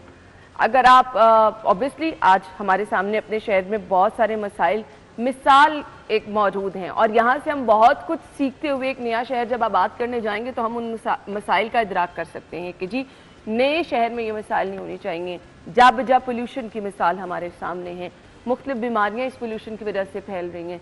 एयर क्वालिटी की अगर बात की जाए तो हमेशा आज ही अभी हम देख रहे थे कि शहर लाहौर जो है वो सेरे फहरिस्त है आलूदा तरीन शहरों की।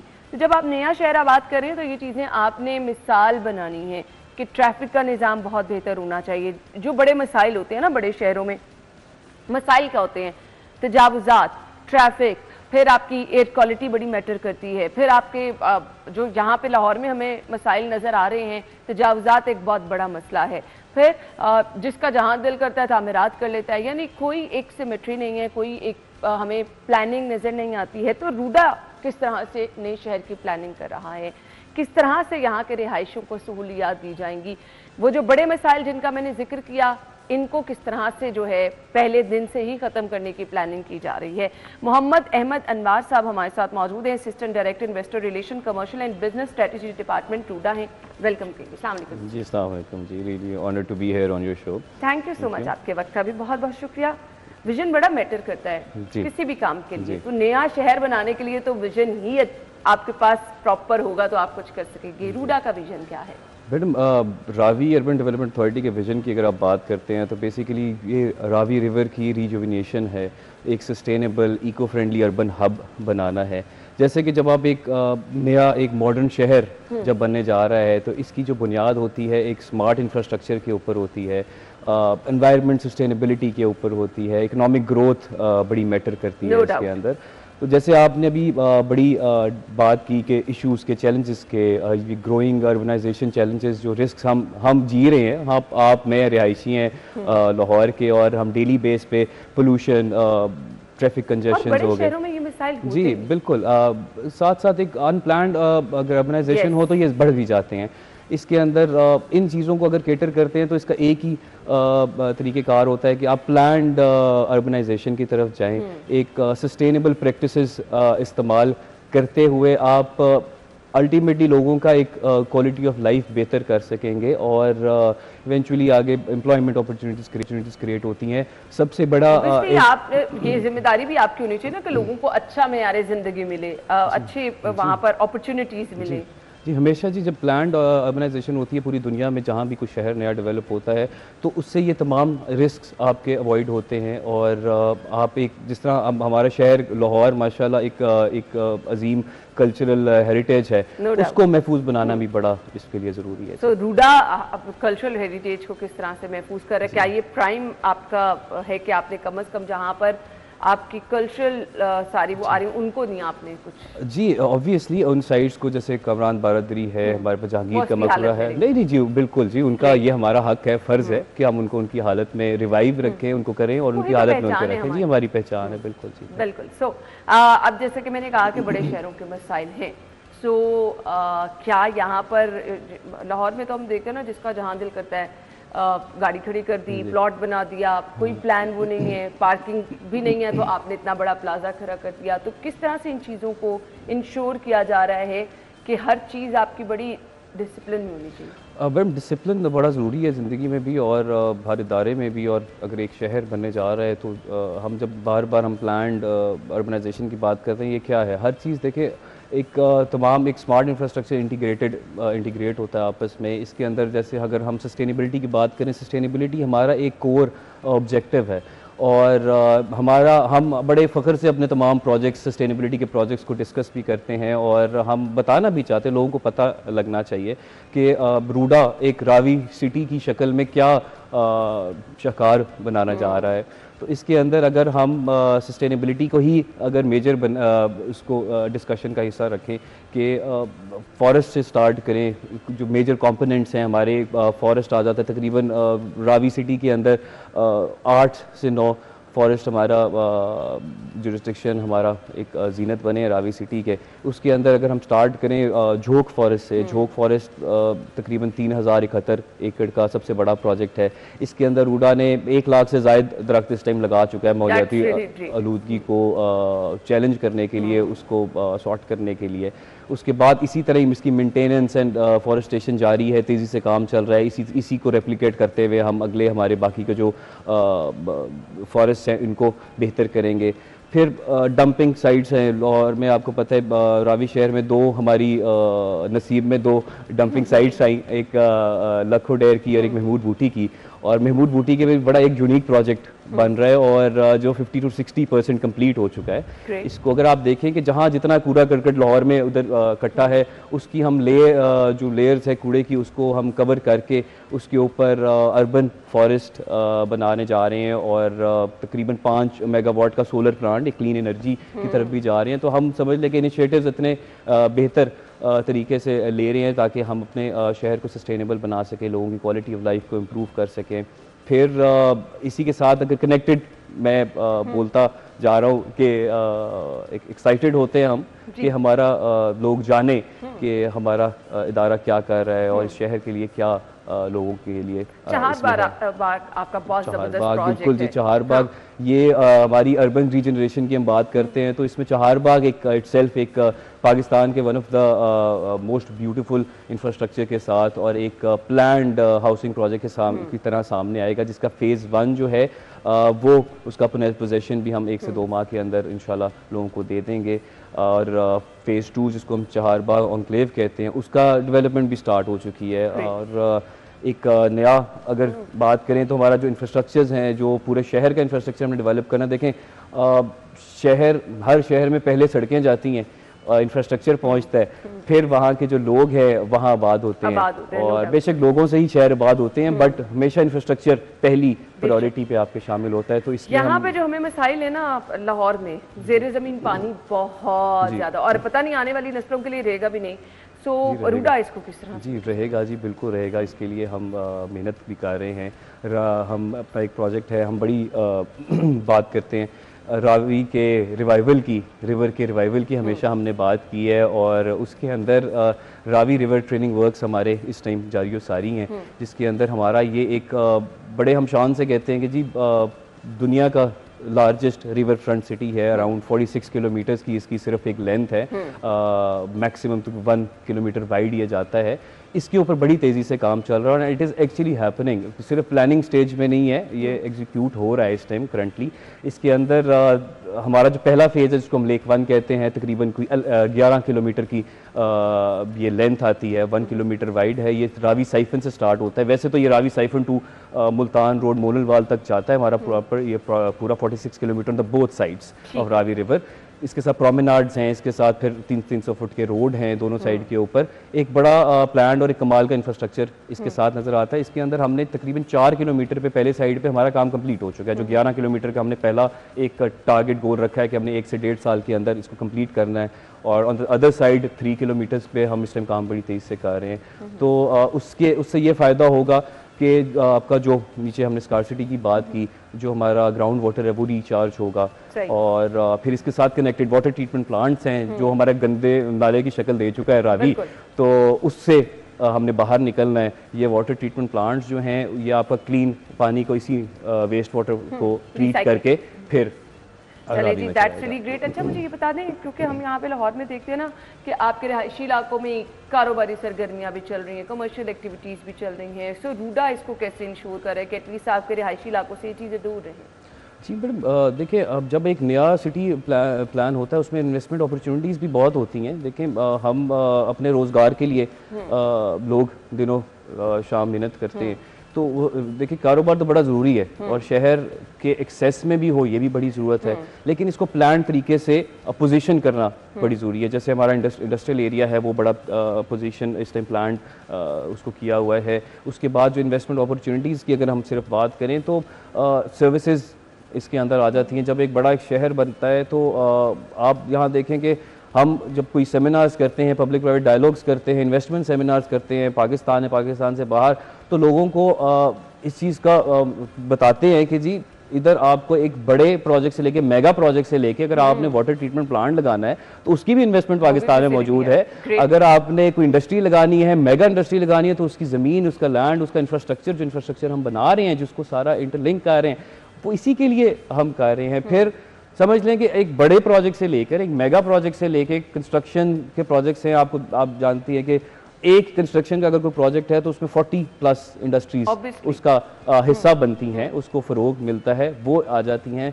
फिर समझें कि जहाँ बड़े प्रोजेक्ट्स हैं तो यहाँ 2 मरले 3 मरले का प्लॉट भी है, ताकि लोगों का उसमें से अपने इन्वेस्ट करें और उसमें से निकाल सकें। अगर 2-3 मरले के ख्वाहिशमंद लोग भी रूडा में रहना चाहते हैं तो उनके लिए भी जी अपॉर्चुनिटी है। सो गांव भी इसमें काफ़ी आए, उनकी बहाली, वहाँ के लोगों को, मेरे ख्याल से ये चैलेंजिंग है। जी बिल्कुल ऐसे ही है। गांव देखिए कोई भी हुकूमत का इदारा होता है उसका काम ही वेलफेयर का होता है, लोगों की फलाह बहबूद के लिए हम काम करते हैं। तो इसके अंदर भी रूडा हमेशा से एक स्टेप आगे जाने की कोशिश करता है। तो हमने यहाँ जो गांव की आपने बात की, हमने हमारी जो लीडरशिप है, हमारे सीईओ साहब है, उनका एक कोट करना चाहूँगा बात। जैसे कि हमारे पास 80+ गांव हैं रूडा के अंदर ना, रावी शहर के अंदर, तो उनके वो कहते हैं कि मैं यहाँ इन गाँवों को, इन विलेजेस के इर्द गिर्द ऊंची ऊंची दीवारें नहीं खड़ी करना चाहता कि ये इनका हक हम पे पहले आता है। मतलब अगर हमने यहाँ कोई 4 to 5 मिलियन पीपल हमने बात करने, सेटल करने हैं, तो जो लोग वहाँ भाई रह रहे हैं तो उनका फर्ज सबसे पहले है। तो उनको हम ये भी अपॉर्चुनिटीज देते हैं कि अगर आपकी ज़मीन है, आपने ज्वाइंट वेंचर करना है, तो आप हमारे पास आएँ, हम उस पर इन्वेस्ट करेंगे, हम उसको सेल परचेज करेंगे, आपने सिर्फ प्रॉफिट एंजॉय करना है उसके लिए, ये उनके लिए बेहतरी है। फिर जब गाँव की बारी आती है तो उसका इंफ्रास्ट्रक्चर हमारा सबसे बड़ी प्रायोरिटी बन जाता है। और ये 80 गाँव का अगर इंफ्रास्ट्रक्चर बनाना है तो हम ये सिर्फ बातें नहीं हैं, हम आपको इंशाल्लाह विद इन अ मंथ और सो इनवाइट भी करेंगे। आप हमारा पहला प्रोजेक्ट है नत गांव, नूरी नत की वजह से बड़ा मशहूर है, हिस्टोरिकल एक उसकी एक इमेज है। उसकी इंफ्रास्ट्रक्चर इस टाइम करंटली डेवलप हो रहा है, तेज़ी से डेवलप हो रहा है, क्योंकि साथ हमारे चाहरबाग ऑन्क्लेव जो मैंने डिस्कस किया उसकी डेवलपमेंट हो रही है, तो साथ साथ जिनका हक पहले है वो भी डेवलप पहले हो रहा है। उसका इंफ्रास्ट्रक्चर, उसकी स्कूल की अपग्रेडेशन इस टाइम नहीं, डिस्पेंसरी इस टाइम करंटली वहाँ बन रही है, उसके फाउंडेशन भी पिछले दिनों हमने उसकी रिनोवेशन की है। और पहले ये फैसिलिटीज वहाँ पे नहीं थी। नहीं मैडम, देखिए थी, हमको हर गांव में हुकूमत हर चीज़ पहुँचाती है, लेकिन उसको मेंटेन करना, उसकी आगे ओएनएम करना बड़ा मुश्किल हो जाता है, लोग उसकी कदर को जानते नहीं हैं। तो उसके हम उसकी मेंटेनेंस, उसकी चीज़ें, उसको अपग्रेडेशन कर रहे हैं ताकि लोगों का भला हो सके। पानी का निज़ाम, उधर आरओ प्लांट था लेकिन चलता नहीं था, उसको हमने बेहतर किया। सड़क, सीवरेज का निज़ाम, उसकी जो नालियाँ औदियाँ वो हमने बेहतर की हैं, सड़क उसकी बेहतर की, ताकि ये लोग को वही स्टैंडर्ड ऑफ लिविंग मिले जो दीवार के बाहर है। ग्रेट। अच्छा, बड़ा मैटर करता है कि आपके लिए कुछ एंटरटेनमेंट की जगह भी होनी चाहिए, पार्क्स कुछ बड़े ज़बरदस्त होने चाहिए, अब लोगों को सस्ती तफरीह चाहिए, तो उसका क्या इंतज़ाम है? जी, रूडा के अंदर तकरीबन हुई ग्रीन एरिया सिर्फ अगर देखें तो 13-14% ग्रीन एरिया हमने इसमें रखा है, और ये टोटल अगर देखा जाए हाउसिंग प्रोजेक्ट्स एंड हमारे अपने जो हमने वेस्टेज वगैरह करके जिसको हम कहते हैं पार्क्स वगैरह हैं, हमारे बड़े लेवल के पार्क्स भी हैं, छोटे भी हैं। इंटरटेनमेंट के प्रोजेक्ट इंशाल्लाह आपको सरप्राइज़ देंगे बहुत जल्दी। एक इंटरटेनमेंट का प्रोजेक्ट भी हम लेके आ रहे हैं, और उसमें तमाम फैसिलिटीज़ होंगी जो दुनिया में हम एक बड़े प्रोजेक्ट्स देखते हैं। थीम पार्क्स हो गए, क्लब्स हो गए, वाटर स्पोर्ट्स, क्योंकि जब हमारा इतना बड़ा रिवर का प्रोजेक्ट है, रिवर की एक प्रोजेक्ट है, तो उसके ऊपर हमारे इंटरटेनमेंट के प्रोजेक्ट्स हैं, स्पोर्ट्स क्लब्स हैं। और वैसे तो चंद इंशाल्लाह महीनों में हमारा इंफ्रास्ट्रक्चर जैसे ही कंप्लीट होता है, ये पहले 11 किलोमीटर का, तो उसके ऊपर इस टाइम जॉगिंग ट्रैक्स बन रहे हैं आज की तारीख में। हॉर्टिकल्चर का डिपार्टमेंट बड़ा तेज़ी से एक्टिव है, प्लांटेशन हो रही है, तो वो आप एक्सेस हमारी आवाम बड़ी जल्दी उसको एक्सेस भी कर सकेगी और एंजॉय भी कर सकेगी। दैट्स रियली ग्रेट, क्योंकि एक शहर में जो चीज़ें लाजमो मलजूम होती हैं, होनी चाहिए, वो तो हमें सब रूडा में नजर आ रहा है। Good luck, thank you so much ji, आपके वक्त का बहुत बहुत शुक्रिया। हम ब्रेक के बाद आपको ज्वाइन करेंगे, stay with us. Welcome back. और आज है जी 18 मार्च, और जिनकी बर्थडे है उनको हम विश करने जा रहे हैं। अवैस भट्ट की सालगिरह है, सनम आरिफ, मोहम्मद मूसा, मोहम्मद हसन और शेख अबरार। आप सब लोगों को सालगिरह की मुबारकबाद, happy birthday.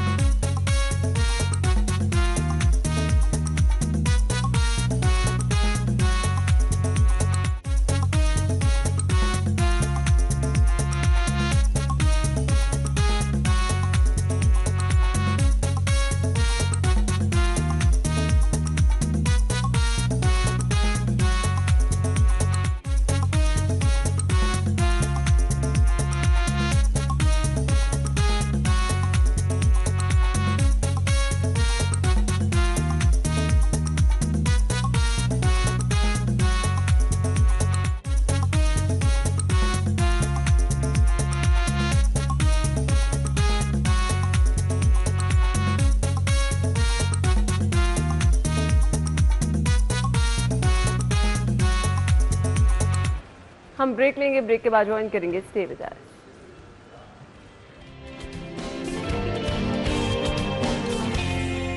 Welcome back. Segments का सिलसिला आगे बढ़ाएंगे, शामिल करेंगे आज के भाव।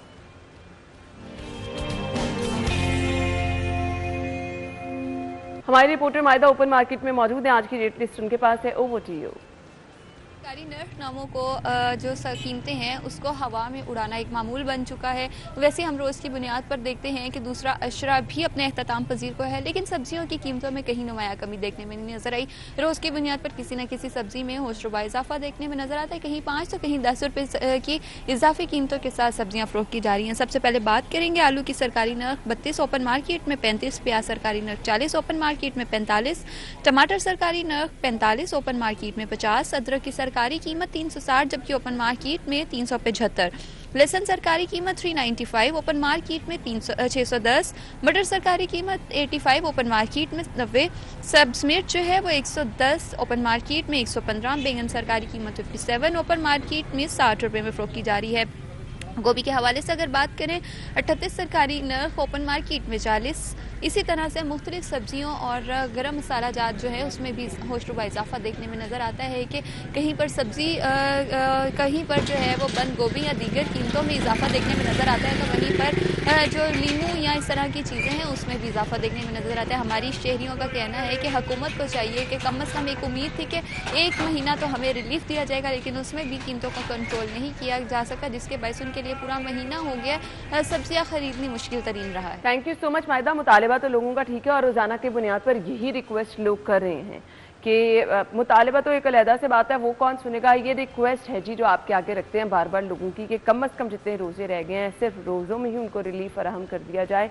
जो आपका सरकारी रेट है, कुछ ज़्यादा नहीं मांग रहे हैं, कुछ ज़्यादा सस्ती सब्जियां नहीं कह रहे, बट सिर्फ ये कहा जा रहा है जो आपका सरकारी रेट है उसी पे अमल करा दे, उसी पे अच्छी सब्जियां जो हैं वो शहरियों की पहुंच तक हो जाएं, तो उनके लिए बहुत बड़ा जो है ये आपकी तरफ से रिलीफ हो जाएगा। बाकी सस्ते बाज़ारों में क्या मिल रहा है वो बहुत अच्छी तरह आप सभी लोग जानते हैं। नाज़रीन, हमारी और आपकी मुलाकात कल होगी। अपना फीडबैक ज़रूर दीजिएगा। अगर आपने कोई टैलेंट है वो भी ज़रूर शेयर कीजिएगा। अगर आपकी कल बर्थडे है तो वो भी ज़रूर शेयर कीजिए। कल मुलाकात होगी। अल्लाह हाफ़िज़।